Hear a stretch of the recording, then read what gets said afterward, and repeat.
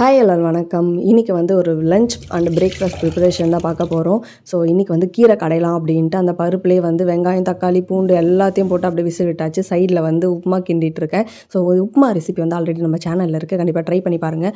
So கீரையும் வந்து ஒரு பக்கம் வேக வச்சாச்சு, ரசத்துக்கும் ரெடி பண்ணியாச்சு, சாதத்துக்கும் உல வச்சுட்டேன். ஸோ கீரை சாதம் எல்லாமே நல்லா வெந்துட்டுருக்கு. என் ஹஸ்பண்ட் வந்து வாழைக்காய் வந்து நல்லா ஸ்லைஸாக அப்படி மெலிஸாக இருக்கணும் அப்படின்னு சொன்னார்.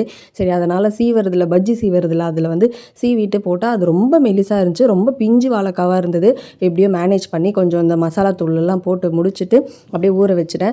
கீரையும் கடைஞ்சி முடிச்சுட்டு வடகத்தை வச்சு தாளித்தோம். ஸோ வடகம் வந்து அது நல்லா ஊறி சாப்பிடும்போது அந்த ஃப்ளேவர் வந்து செம்ம சூப்பராக இருந்தது. இந்த வாழைக்காவை ஏன்டா இந்த பஜ்ஜி சீவரதில் ஸ்லைஸ் பண்ணோம் அப்படின்னு நான் ரொம்ப வருத்தப்பட்டேன். அதுக்கப்புறம் ஒன்று ஒன்றா எடுத்து வைக்கும் போது ரொம்ப கஷ்டமாக இருந்தது. கொஞ்சம் திக்காக இருந்தால் கூட பரவாயில்ல, ஆனால் நல்லா மொறுன்னு கிறிஸ்பியாக இருந்தது. என் ஹஸ்பண்ட்க்கு அப்படி தான் பிடிக்கும்.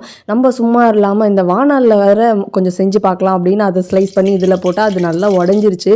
இருந்தாலும் ட்ரை பண்ணேன். எனக்கு இந்த வாணலில் செஞ்சது தான் ரொம்ப பிடிச்சது. என் ஹஸ்பண்ட்க்கு வந்து இது தவாவில் போட்டது தான் ரொம்ப பிடிச்சது. இவ்வளோ மெனக்கெட்டு நம்ம செஞ்சாலும் மனுஷன் வாயை பார்த்துட்டே இருக்கணும், ஏதாவது நல்லா இருக்குது அப்படின்னு சொல்வாரா அப்படின்னு. கடைசியில் அதையும் நம்மளே தான் கேட்டு வாங்கிக்க வேண்டியதாக இருக்கும். இந்த மாதிரி நீங்களும் எக்ஸ்பீரியன்ஸ் பண்ணிக்கிங்களா அப்படின்னு கண்டிப்பாக சொல்லுங்கள். நெக்ஸ்ட் வீடியோவில் பார்க்கலாம். பாய்.